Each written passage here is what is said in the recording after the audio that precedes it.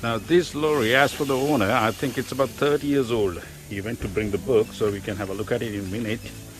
You know why I like this lorry?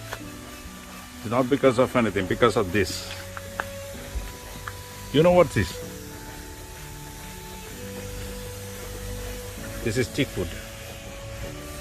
It's teakwood. So this is why the teak is king of the wood. It's normally water resistant and termite resistant. The teakwood has that quality with it. You can see this. It's all teakwood. So because they are repairing right now, and they all use teakwood.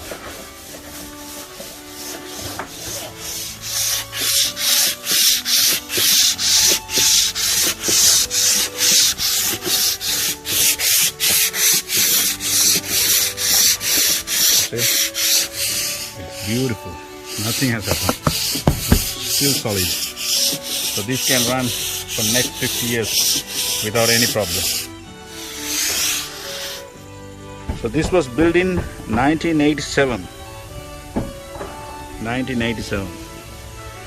It's a very old lorry, but still have a good looking teakwood either side.